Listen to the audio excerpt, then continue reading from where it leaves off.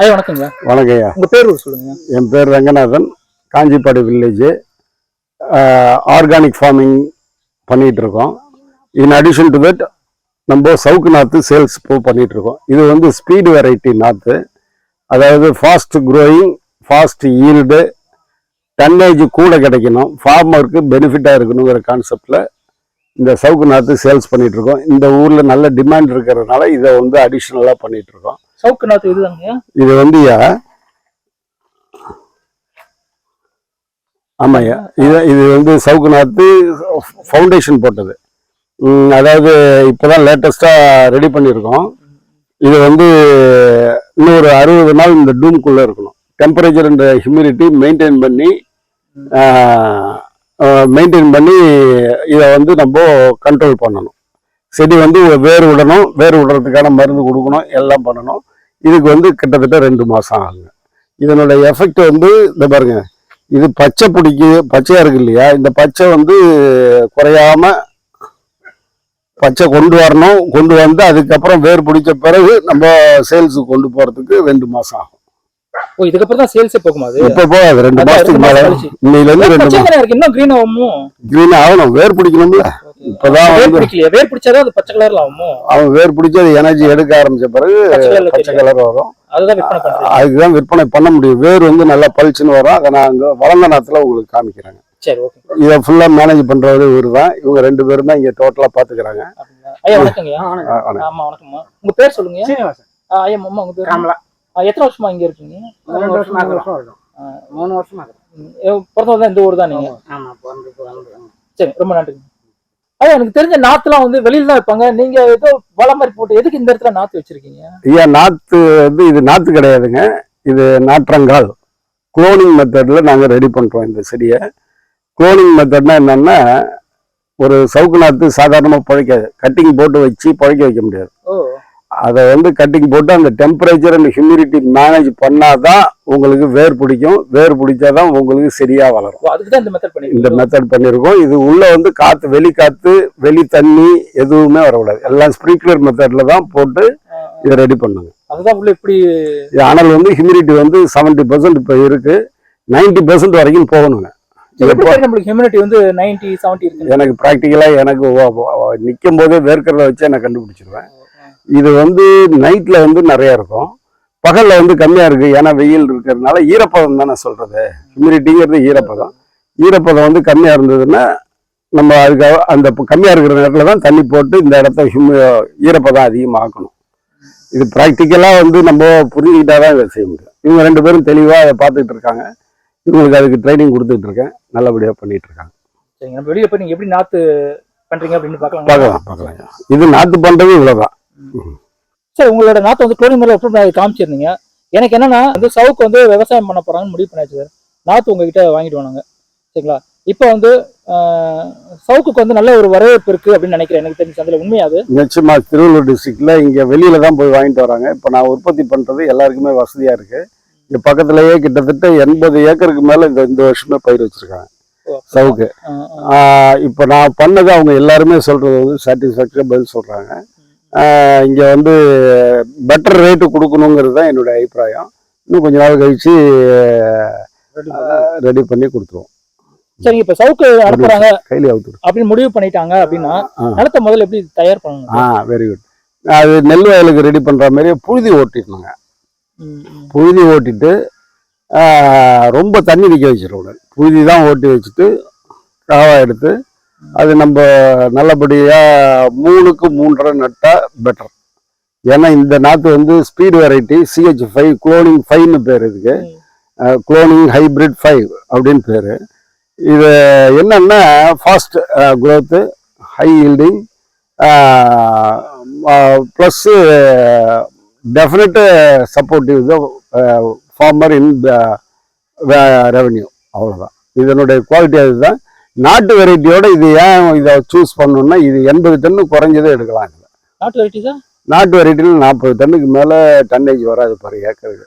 ஆனா எந்த மரமா இருந்தாலும் இந்த பையர்ஸ் வந்து இது, அதாவது இது எதுக்கு யூஸ் ஆகுதுன்னா, இது பேப்பர் ஃபேக்ட்ரிக்கு மெயினாக யூஸ் ஆகுது. பேப்பர் ஃபேக்ட்ரிக்கு யூஸ் ஆகிறது மினிமம் அவங்க எடுக்கிறது ஒரு ரேட்டுன்னா எல்லா சவுக்கு மரமுமே ஒரே ரேட்டுக்கு தான் எடுக்கிறாங்க. நாட்டு வெரைட்டிக்கு தனியாக ரேட்டு, ஹைப்ரிட்டுக்கு தனியாக ரேட்டுன்னு எடுக்கல, எல்லாத்தையும் ஒரே ரேட்டுக்கு எடுக்கிறாங்க. அதனால நல்ல குவாண்டம் அதிகமாக இருந்ததுன்னா உங்களுக்கு பெட்டர் ரெவன்யூ. சரி சார், இப்போ அளவு வந்து 3 அடி 3க்கு 3.5 3க்கு 3.5 இருக்கணும் அப்படின்னு. ஏன் 3.5 அப்படின்னு அளவுன்னா சின்ன கலப்பை ஒன்று மிஷின் இருக்கு. இது வந்து முதல் 6 மாதத்துக்கு கம்பல்சரியா இதை வந்து களை எடுத்தே ஆகணும். ஒரு ஃபர்ஸ்ட் 1 மாசத்துல எடுக்கணும், அதுக்கப்புறம் 2வது மாசம் எடுக்கணும், 3வது மாசம் எடுக்கணும், அப்படி கண்டினியூஸா எடுக்கணும். 6 மாசம் கண்டினியூஸா எடுக்கணும். அது வந்து ஒரு ஸ்டேஜ் மேல போய் படர்ந்த பிறகுதான் கீழே நிழல் விழும்போது தான் களை வராது. அதுக்கப்புறம் நீங்க வந்து ஃபெர்டிலைசேஷன் அண்ட் வாட்டர் கொடுத்தீங்கனாலே நல்ல ஈல்டு கிடைக்குது. 2.5 வருஷத்துக்குள்ள கட்டிங் கொடுத்துடலாம்.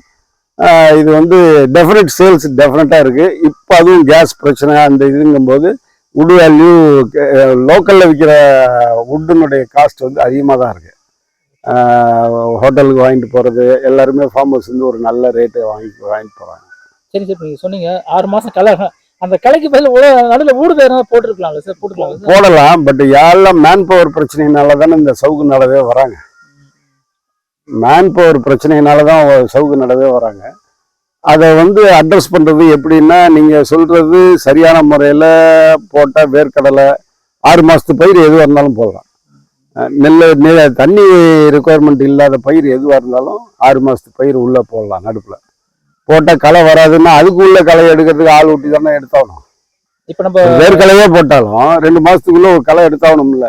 களை செலவு கொஞ்சம் கம்மியாகும். 6 மாதம் களை எடுக்கிறது ஒரு ஈல்டு வரும் நீங்க எதிர்பார்க்குறீங்க. அதுக்கு மேன் பவர் தானே இப்போ இஷ்யூவா இருக்கு. அதனாலதான் எல்லாருமே வந்து வேற பயிர்ல இருந்து சவுக்குக்கு வர்றது மேன் பவர் பிரச்சனைக்காக தானே வராங்க. ஆனா 2 வருஷம் வருமானத்துக்கு வெயிட் பண்ணுங்க. நிச்சயமா கிடைக்கும் நம்மளுக்கு வரும்னு சொல்றோம். பட் அங்க லேபரை வச்சு மேனேஜ் பண்ணுங்கிறது அதுக்கு முடியறவங்க நிச்சயமா டெஃபினட்டா போறாங்க செய்யறாங்க. சரி, ஓகே. சரி சார், இப்போ இது 3 வருஷம் தான் அறுவடை அப்படின்னீங்க. 2.5 to 3. இதுல நடுவில் பராமரிப்பு 6 மாசம் கழிச்சு பராமரிப்பு எதுனா இருக்கா? கிளை வெட்டணும், சைடு கழிச்சு விடுறதுன்னு சொல்லுவாங்க. கவாத்து பண்றது டெஃபினட்டா கவாத்து பண்ணிக்கிட்டே இருக்கணும். என்ன ரீசன் அப்படின்னா, இப்ப இந்த மாசம் போன மாசம் ஆடி மாசம் காத்து இருக்குன்னா ஒரு 20 அடி வளர்ந்த மரத்துக்கு காத்து நிறைய அடிக்கிற நேரத்துக்கு மரத்தை சாய்ச்சிரும். இந்த வெரைட்டியில வந்து கொஞ்சம் காத்து ஊடுருவி போகுங்க. இன்னொன்னு ஜிங்கிலியானான்னு ஒரு நாத்து வெரைட்டி இருக்கு. அது காத்தே உள்ள பூராது. ஸோ அதுதான் சாயத்துக்கான சான்ஸ் இருக்கு. இது வந்து இந்த ஸ்பீடு வெரைட்டியில ஓரளவுக்கு காத்து தாங்கக்கூடியது. நம்ம பாதுகாப்பா கழிச்சு விட்டுருந்தோம்னா இன்னும் சூப்பரா மேனேஜ் பண்ணிடலாம். நிச்சயமா இருக்கு. நிறைய இடத்துல தீ பிரச்சனை சொல்றாங்க. என்கிட்ட வந்து நாத்து வாங்குறவங்களே தீ பிடிச்சிச்சு சார், ஒரு 50 நாத்து நடணும் சார், ஒரு 2 ட்ரே கொடுங்க சார் அப்படின்னு அவங்களுக்கும் கொடுத்துட்டு தான் இருக்கோம். யாருக்கும் வந்து இல்லைங்கிறதே சொல்றது கிடையாது. நம்ம டிஸ்ட்ரிக்ட்ல உள்ளவங்களுக்கு எல்லாருக்குமே கொடுத்துட்டு தான் இருக்கோம். அதுக்கு என்ன தீர்வுன்னு கேட்குறேன். அதுக்கு தீர்வு வந்து நம்ம மெயின்டைன் பண்றது. கழிச்சு விடணுன்றீங்க. அந்த கிளையை கழிச்சு விடணும். கிளை கழிச்சு விட்டு கீழே கிடக்குல்ல, அதுல உள்ள குச்சியெல்லாம் முதல்ல ரிமூவ் பண்ணிடணும். தடை கிடந்ததுன்னா புகையா எரியாது. அது பொசிக்கிட்டே காத்ததான் இருக்கும். தண்ணி ஊற்றி கூட அனுப்பிச்சிக்கலாம். தண்ணி ஈரப்பதம் இருந்துகிட்டே இருந்ததுன்னா தீ பிடிக்கிறதுக்கு சான்ஸ் கம்மி. இல்லாம ட்ரையா விட்டுறவங்களுக்கு தீ பிடிக்கிறதுக்கு சான்ஸ் இருக்கு. இல்லாட்டி யாராச்சும் மிஸ்ஃபயர் பண்ணாலும் பண்ணலாம். தண்ணி தேவைப்படுமா? அதுக்கு தண்ணி ரொம்ப தேவைப்படாது. மொதல் 6 மாசத்துக்கு 4 நாளைக்கு ஒரு வாட்டி, ஒரு 2 மாசத்துக்கு விடணும். அடுத்து வாரத்துக்கு 1 நாள் விட்டா போதும். அடுத்து 15 நாளைக்கு ஒரு வாட்டி விட்டா போதும். அப்படியே கொஞ்சம் ரொட்டேஷன்ல கொஞ்சம் கொஞ்சமா ஈரப்பதம் இருந்துகிட்டே இருக்கணும் சார். இதுல பூச்சி தாக்குதல் உண்டா? பூச்சி தாக்குதல் ரொம்ப கம்மி. 1-2 பூச்சி தான் இருக்கு. அதுக்கு வந்து நம்ம வீடு நம்ம ஆர்கானிக்கா 2-3 கெமிக்கல்ஸ் வச்சுட்டு இருக்கோம். அதை வந்து அடிச்சிங்கனாலே மேக்சிமம் கலைஞ்சு போயிடும். பூச்சி நோய்க்கு வாய்ப்பு கிடையாது. இதுக்கு வந்து பேஸா வந்து வேமும் ட்ரைகோடர்மாவையும் நீங்க பேஸா கொடுத்துட்டீங்கன்னா, தோல் உரிதல்னு ஒரு நோய் இருக்குது. அந்த தோல் உரிதல் நோயை கண்ட்ரோல் பண்றதுக்கு வேம் வந்து யூஸ் பண்ணணும். சார், இது இப்போ இந்த 3 வருஷத்துல இந்த மரம் வந்து நல்லா வந்து திக்கா நடத்தியும் அதுக்கு ஸ்பெஷலா உரம் கொடுக்கணும். எவ்வளவு உரம் கொடுக்கணும்? எந்த பொருளுமே வந்து அதுக்கு உரம் கொடுக்கும்போது அதுக்கு மதிப்பு அதிகம் தான். இது வந்து ஏன்னா இப்போ எல்லாம் வர்றது எல்லாமே லேபர் ப்ராப்ளத்தினால வர்றதுனால யாரும் ஃபீடிங்க்கு ரொம்ப அவசரப்படுறது இல்லை. இருக்கிற மண்ணே ஓரளவுக்கு சத்து இருந்ததுன்னா இது போதும். மோர் தென் தட். ஒரே ஒரு விஷயம் என்னன்னா, சவுக்குல என்ன பெரிய பெனிஃபிட்னா, கார்பன் ஃபிக்ஸிங் நிறையா. அந்த கார்பன் ஃபிக்ஸிங்கிறது என்னன்னா, காற்றில் உள்ள கார்பன் துகள்களை இது வந்து கேசியஸாக இருக்கிறத அப்சர்வ் பண்ணி மரத்தில் உட்டாக கன்வெர்ட் பண்ணக்கூடிய கெப்பாசிட்டி உள்ளது சவுக்கு, தூங்கு மூஞ்சி மாதிரியே. அதனால் இது வந்து எவ்வளோக்கு எவ்வளோ உட்டு வலி ஏறுதோ அவ்வளோக்கு எவ்வளோ உங்களுக்கு கார்பனை சுத்தம் பண்ணுறது, சுற்றுச்சூழலுக்கு உகந்த மரம் அப்படி வச்சுக்கலாம். அதே மாதிரி நிலத்துக்கு இது சரிவு கொட்டுறதுனால என்ன ஆகுதுன்னா நிறைய கம்போஸ்ட் கிடைக்குது. அடுத்த பயிர் பண்ணும்போது நல்ல ஃபெர்டைலர் நல்லா இருக்கும். இதுல பொல பொலன்னு ஆயிடும். ஒன்று. ரெண்டாவது, நீங்க ஆர்கானிக்கா பண்ணணும்னு பிளான் பண்ணீங்கன்னா கம்போஸ்ட் இது மண்புழு நிறைய இருந்ததுன்னா அந்த மண்ணில் இதுங்க டீகம்போஸ் பண்ணி அந்த மண் டெக்ஸ்சரை சூப்பராக மாற்றி கொடுத்துரும். இந்த சவுக்கில் அவ்வளோ நன்மைகள் இருக்கு. சரி சார், 3 வருஷம் கழிச்சு வெட்டிட்டோம். வெட்டுற போது விற்பனை அப்படின்னும் போது ஒன்றும் பிரச்சனை இல்லை. அதெல்லாம் ஒன்றும் இல்லை. அதெல்லாம் டிஎன்பிஎல்ல நீங்க அப்ரோச் பண்ணீங்கனாலே அவங்க வெட்டிட்டு போயிடுவாங்க. டிஎன்பிஎல்ல Tamil Nadu paper mills limited, papers limited. அவங்களுக்கு நிறைய டிமாண்ட் இருக்கு. அப்படியே இல்லைனாலும் உங்களுக்கு டிமாண்ட் எதுவும் கிடைக்கலன்னா என்கிட்ட சொன்னீங்கன்னா அதுக்கு தகுந்த ஆளை உங்களுக்கு அனுப்பிச்சு விட்டுருவோம். சரி, இப்போ உங்களுக்கு கண்ணு உங்ககிட்ட வாங்கி எல்லாத்தையும் முடிச்சிட்டாங்க. இப்போ விற்பனைக்கு நீங்களே வந்து ஏற்பாடு பண்ணி தரேன்றீங்களா? அதுக்குன்னு உள்ள ஏஜென்ட்ஸ் இருக்காங்க. டிஎன்பிஎல்ல வாங்கி கொடுக்கறதுக்குன்னு ஏஜென்ட்ஸ் அவங்கள்ட்ட அவங்கள்ட்ட எனக்கு கான்டாக்ட் இருக்கு. அவங்க யாராச்சும் சொல்லி அனுப்பிச்சு. அப்போ விற்பனைக்கு பிரச்சனை இல்லைன்றீங்களா? இது ஒன்றும் பிரச்சனையே கிடையாது. அப்படியே இல்லைனாலும் துண்டு போட்டு விறகா இப்போ வித்துடலாம். நல்ல ஏன்னா இப்போ எவ்வளோ இது ஒரு ஏக்கர்ல பண்ணா எவ்வளோ எந்த அளவுக்கு கிடைக்கும்? போட்டு விட்டா எவ்வளவு கிடைக்கும்? துண்டு போட்டு வித்தா நிறைய காசு கிடைக்கும். அப்படிங்களா? ஆமா. பேப்பர் மில்லோட இது துண்டு போய் காசுன்றீங்களா? ஆமா, இது டெஃபினட்டா அது வந்து பேப்பர் மில்லுக்கு காசு. இது வந்து துண்டு போட்டு வித்தீங்கன்னா இன்னைக்கு உள்ள டிமாண்ட்ல ஆள் தேவை இருந்ததுன்னா விறகு அடுப்பு எரிக்கிறவங்க அத்தனை பேருக்கும் இது இந்த விறகு தான் எடுத்துட்டு போறாங்க. நல்லது. இது ஈஸியா கிடைக்கும்ல, வால்யூம் கிடைக்கும்ல. எரியறது வந்து நல்லாவே எரியும். நல்லா லைக் பண்ணுவாங்க. ஆமா. சரி, இப்போ ஒரு ஏக்கர்ல இந்த பயிர் பண்ணிட்டாங்க, எவ்வளவு செலவு வரும்? எவ்வளவு வந்து அவங்க வீட்டுக்கு எடுத்துட்டு போகலாம்? செலவு வந்து ஒரு நாத்து, அதனுடைய உரம் மேம்பாடு எல்லாம் சேர்த்தா ஒரு 30,000 ரூபா வரும். 3 வருஷத்துக்குங்களா? 1 வருஷத்துக்கு. 3 வருஷத்துக்கு கணக்கு பண்ணுங்க. அதுக்கப்புறம் வந்து ஃபர்ஸ்ட் இயர் தான் இந்த செலவு. அதுக்கப்புறம் வருஷத்துக்கு ஒரு 5,000 7,000 ஒழுங்கா ஃபெர்டிலைசர் எல்லாம் கொடுத்துருவோம். அப்புறம் 50,000 கணக்கு போயிடுச்சுங்களா? 50,000 போயிடும். 3 வருஷத்துல 50,000 போயிடும் ஒரு ஏக்கருக்கு. மீதி எவ்வளவு அவங்க வீட்டுக்கு எடுத்துட்டு போறது டெஃபினட்டா 80 டன் எடுத்தாங்கன்னா மிச்சம் உள்ளது 8 64 6,40,000. அதுல வந்து நீங்க 1 லட்சம் போனா கூட 5 லட்சம் ரூபா உங்களுக்கு கையில இருக்கும். 80 டன்னுக்கு வரன்றீங்களா? இது இந்த சோக்கு ஸ்பீடு சோக்கு 80க்கு நீங்க வர வைக்கணும்ன்ற. 60 வந்ததுனாலே 6 டு 48 8,000 ரூபா டன்னு. 60 டன்னுன்னா 8 64 6,50,000 ரூபா ரைட்டுங்களா? அதுல நீங்க 1 லட்சம்ங்கிறது 1.5 லட்சமாவே செலவு வச்சீங்க, மிச்சம் உள்ளது நீங்க கிடைக்கும். கேடிகளுக்கு நிறைய விஷயங்களை வந்து பகிர்ந்தீங்க. சவுக்குன்ற ஒரு பயிரை வந்து விவசாயிகள் பண்ணா எந்த அளவுக்கு லாபம் ஈட்டலாம்? விவசாயி வந்து அதனால இதை வந்து ஒரு டெஃபினட்டா ஒரு வருமானம் வரணுங்கிறதுக்காக ஒரு 10 ஏக்கர் இருக்கிறவங்க ஒரு 3 ஏக்கராச்சும் மினிமம் பண்ணிக்கலாங்கிறது தான் சொல்ல வரேன். நீங்க வந்து எல்லாமே பணப்பயிரா பண்ணணும்னு நினைச்சீங்கன்னா, நெல்லோ கரும்போ போட்டீங்கன்னா எல்லாத்துலயும் டெஃபினட்டா இப்போதைக்கு சூழ்நிலையில காசு கைக்கு வர மாட்டேங்குது. என்ன வேணாலும் நடக்கலாம். இது வந்து மல்டி வெரைட்டிஸ் இருக்கும்போது இது டெஃபினட்டா காசு ஆயிடும். ஏன்னா மரம் 1 இன்ச்சுக்கு வந்தாலும் காசு தான், 10 இன்ச்சுக்கு வந்தாலும் 4 இன்ச்சு சுற்றளவு வந்தாலும் காசு தான். சரி, இது 3 வருஷத்துல விட்டணுமா இல்ல அதுக்கு மேல கூட விடலாம்? நீங்க விடலாம்.